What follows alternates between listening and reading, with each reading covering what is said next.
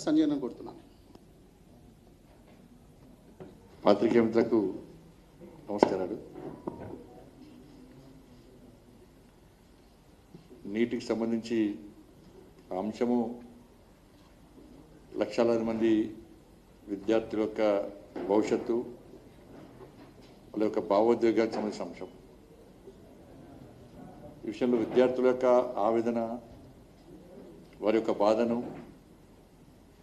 తల్లిదండ్రుల యొక్క ఆవేదన బాధలను అందరం కూడా అర్థం చేసుకోవాల్సిన అవసరం ఉంది. ఎందుకంటే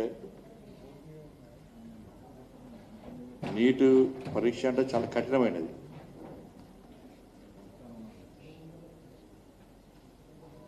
కష్టపడి రక్తాన్ని ధరవచ్చి చెమటోడిచి డాక్టర్ కావాలని చెప్పి ఒక లక్ష్యంతో రాత్రి బోళ్ళు కష్టపడితే తప్ప సక్సెస్ కాదు. వాళ్ళ తల్లిదండ్రుల యొక్క ఆశ నెరవేర్చాలని చెప్పి, వాళ్ళ ఆకాంక్ష నెరవేర్చాలని చెప్పి విద్యార్థులు కష్టపడి చదివిన తర్వాత పేపర్ లీక్ అవ్వడం, విద్యార్థులు తల్లిదండ్రులు కూడా బాధపడడం నిజంగా ఇది బాధాకరం. ఇది అందరూ కూడా ఖండించాల్సిన విషయం, వాస్తవం కూడా. అందుకే ఈ విషయాన్ని సీరియస్గా పరిగణించినటువంటి కేంద్రం, ముఖ్యంగా నిన్న కూడా చూసినాం, నరేంద్ర మోడీ గారు ఒక ప్రధానమంత్రిగా ఉండి ఆ వయసులో ఉండి అర్ధరాత్రి 12 గంటలకు కూడా వీడియోని రిలీజ్ చేసి విద్యార్థులకు, తల్లిదండ్రులకు, దేశ ప్రజలకు ఒక భరోసా కల్పించే ప్రయత్నం చేసిండు, విన్నపం చేసే ప్రయత్నం చేసిండు. ఇక్కడ ప్రజలు గమనించాల్సిన విషయము, నీట్ పేపర్ లీక్ అయిన వెంటనే 11 మంది ఫ్యాకల్టీలను ప్రభుత్వం వెంటనే గుర్తించి వాళ్ళని అరెస్ట్ చేయడం, వాళ్ళని చర్యలు తీసుకోవడం, దీంతో సంబంధం ఉన్న 17 మందిని అరెస్ట్ చేయడం, వాళ్ళ చర్యలు తీసుకోవడం, సాక్షాత్తు కేంద్ర విద్యాశాఖ మంత్రి గారు క్షమాపణ చెప్పడం, వారు స్వయంగా సిబిఐకి లెటర్ రాయడం, ఇవన్నీ జరిగినాయి. ఇవన్నీ కూడా ప్రభుత్వం స్పందించింది, అన్ని రకాల చర్యలు తీసుకుంటున్నది. దాంతోపాటు విద్యార్థులకు విద్యా సంవత్సరం నష్టపోకుండా ఉండాలనే ఉద్దేశంతో 40 days లోపల తిరిగి ఎగ్జామ్ నిర్వహించి ఫలితాలు ప్రకటించి కౌన్సిలింగ్ సిద్ధమైంది. ఇది ప్రభుత్వం యొక్క నిబద్ధత. దీన్ని గుర్తించాల్సిన అవసరం ఉంది. రేపు ఎల్లుండి కౌన్సిలింగ్ కూడా ప్రారంభం కాబోతున్నది.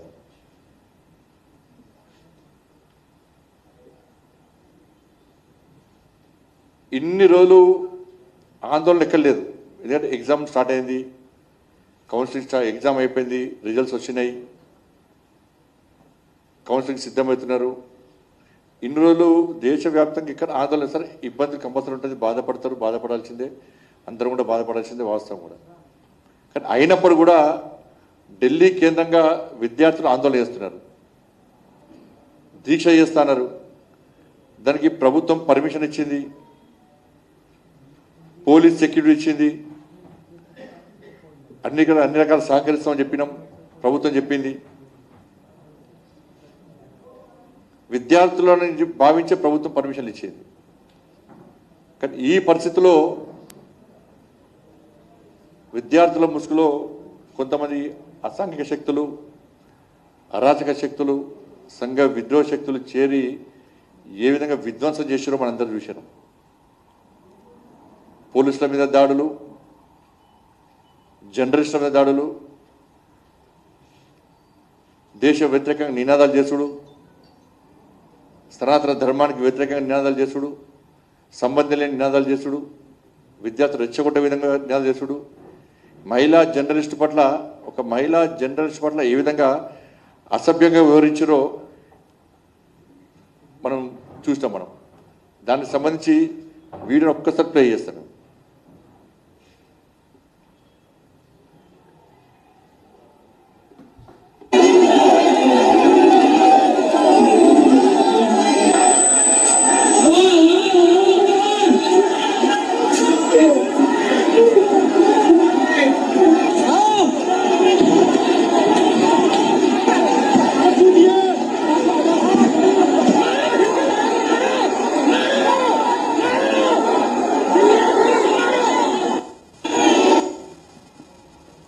దాదాపు 118 మంది పోలీసు అధికారులు గాయాలైనాయి, తలలు ఒలిగినాయి, జర్నలిస్టులకు గాయాలైనాయి. కానీ ఎక్కడ కూడా పోలీసులు సమయంతో వ్యవహరించారు. ఎక్కడ సంఘ విద్రోహ శక్తులకు ఏమంటారు అక్కడ మాత్రమే ఎక్కడ ఫైరింగ్ కూడా చేయలేదు. పార్లమెంటు దర్జాలోకి వచ్చి పార్లమెంటు ముట్టడి చేస్తాం, పార్లమెంటుకు చోరబడతాం అనే పరిస్థితులు కూడా ఎక్కడ పోలీస్ ఫైరింగ్ కానీ ఎలాంటి చేయలేదు. సంఘ విద్రోహ శక్తులకు విద్యార్థులు కాదు వీళ్ళు సంఘ విద్రోహ శక్తులకు రమడతారని చెప్పి భావించి అక్కడక్కడ లాఠీ చార్జ్ చెప్పి చేసేది తప్ప వేరే జరగలేదు. మీరు చూడండి, దీనికి అంతటి కారణము నిన్న ఢిల్లీ పోలీస్ 480 పాకిస్తాన్కి సంబంధించినటువంటి సోషల్ మీడియా అకౌంట్స్ బ్లాక్ చేసింది. 480 అకౌంట్స్ బ్లాక్ చేసింది.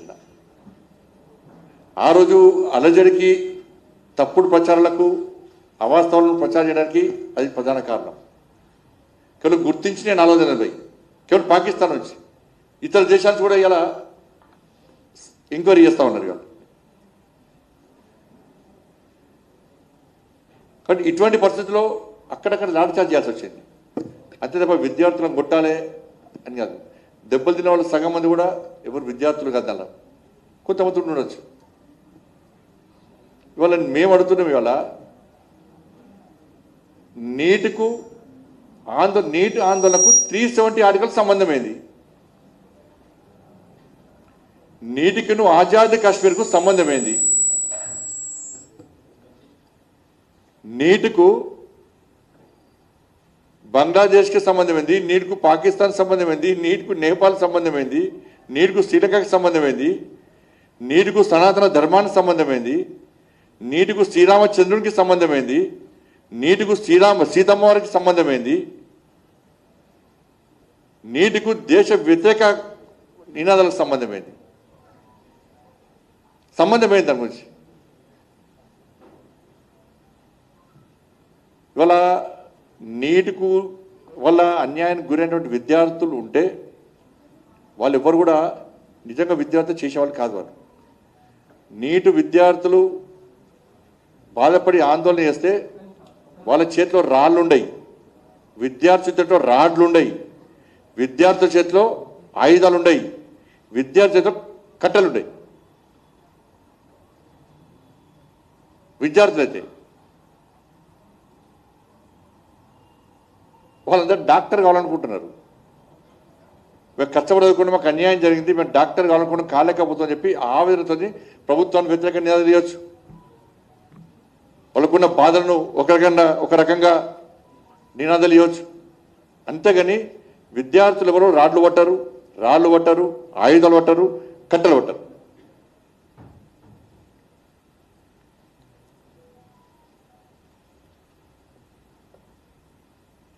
ఇవాళ ఢిల్లీలో జరిగిందేందో ఒక్కసారి చూడండి.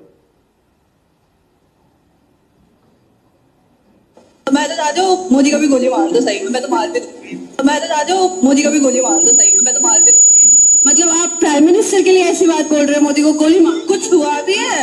370 के प्रोटेक्शन जो हमें इस कॉन्स्टिट्यूशन में करने दिए थे, 370 के प्रोटेक्शन जो हमें इस कॉन्स्टिट्यूशन में करने दिए थे, बस नाम रहेगा अल्लाह का। सीता के पति का नाम ले लेके मीता के पति का काम कर रहे हैं। तो भगवान राम मंदिर और व्हाटएवर इसमें, but it just people don't know. मैं तो राजा मोदी का ఇవాళ ఇవన్నీ చూసిన తర్వాతనే పార్లమెంటు సాక్షిగా పార్లమెంట్లో చర్చ జరపడానికి సిద్ధం అని చెప్పి సాక్షాత్తు పార్లమెంటరీ వ్యవహార శాఖ మంత్రి ప్రకటించారు, మంత్రులు ప్రకటించారు. చర్చకు సిద్ధం అంటున్నాం. పార్లమెంట్లో చర్చిస్తే తప్ప వాస్తవాలు బయటికి వస్తే తప్ప ఒక నిర్ణయానికి రాలేము. కాబట్టి చర్చకు రండి అని చెప్పి ప్రభుత్వము చర్చలు జరుపుదామని చెప్పి పార్లమెంట్లో కోరితే కూడా ఇవాళ విపక్షాలు చర్చ జరిపే పరిస్థితులు. ఎందుకంటే చర్చ జరిపితే తీసుకోవాల్సిన చర్యలన్నీ తీసుకునే ప్రభుత్వం ఆల్రెడీ, వాళ్ళకి అవకాశం రాదు.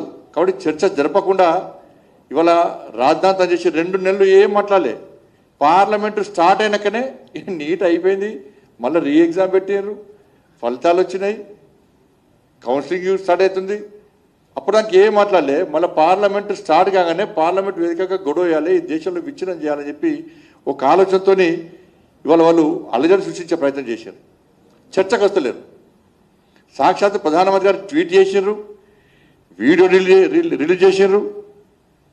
కాబట్టి ఈ విపక్షాలు అందరూ కూడా ఇండియా అలయన్స్కి ఎవరు కూడా సమస్య పరిష్కారం కాదు. తొందర మోడీ గారు దిగాలి, రాహుల్ గాంధీ ప్రధానమంత్రి చేయాలి, బీజేపీని గద్దెదించాలి, బీజేపీ మీద విషం జిమ్మాలే. ఈ దేశంలో ప్రజల లోపల యువత లోపల తప్పుడు ఆలోచనలు తయారీ అని చెప్పి ఒక దుర్మార్గమైన ఆలోచనతో ఇలా విధ్వంసం సృష్టించే ప్రయత్నం ఇలా విపక్షాలు చేస్తున్నాయి. అందుకే ప్రధానమంత్రి రాజీనామా వేయాలి అవి అంటున్నారు. ఇవాళ నాకు తెలిసి దేశంలో పేపర్ లీక్ అని రాష్ట్రం అయితే లేదు, ఉంటే ఒకటి ఉండవచ్చు. యూపీఐ హయాంలో 72 సార్లు పేపర్ లీక్ అయినాయి, 72 టైమ్స్. మరి ఆ రోజు మన్మోహన్ సింగ్ గారు రాజీనామా చేయాలి, ఆ రోజు విద్యాశాఖ మంత్రి రాజీనామా చేయాలి. ఇలా రాజస్థాన్లో అశోక్ గెహ్లోట్ సీఎం ఉన్నప్పుడు 18 సార్లు పేపర్ లీక్ అయింది, 18 టైమ్స్. 21 టైమ్స్ ఎగ్జామ్స్ పెడితే 18 టైమ్స్ పేపర్ లీక్ అయింది రాజస్థాన్లో కాంగ్రెస్ పార్టీ ప్రభుత్వంలో. మరి ఆ రోజు ప్రధానమంత్రి రాజీనామా చేయాలి, అశోక్ గెహ్లోట్ రాజీనామా చేయాలి. ఆ రోజు ఇదే రాహుల్ గాంధీ గారు, ఇదే ప్రియాంక గాంధీ గారు ఏమన్నారు ఒకసారి చూడండి. 18 టైమ్స్ లీక్ అయితే. A process diverged from the machinery of an elected government that seeks to undo the checks and balances created to protect the supremacy of Parliament of this House sets a dangerous precedent for our democracy. आपको मालूम है paper leak की बड़ी समस्या है। गहलोत जी भी जानते हैं कि राजस्थान में भी पेपर लीक हुए थे और ये एक बड़ी समस्या पूरे देश में है, सिर्फ एक प्रदेश की समस्या नहीं है। और बहुत इसको रुकवाने की कोशिश चाहे कितना भी की होगी गहलोत जी ने, लेकिन फिर भी बार बार ये हो रहा था।